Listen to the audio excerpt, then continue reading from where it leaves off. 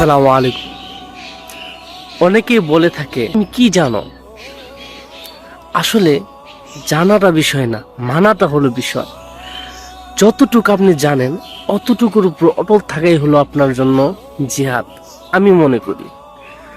দেখেন, আমার মতে যতদিন মানুষ কোরআন হাদিসের বদলে তারা যুক্তি খুঁজবে, কোরআন হাদিসের বদলে মানুষ যখন এই মানুষের বানানো আইন নিয়ে চলাফেরা করবে, কোরআন সহিহ হাদিসের আলোকে চলবে না, অবশ্যই অবশ্যই মানুষ অপমানিত এবং লাঞ্ছিত হতেই থাকবে।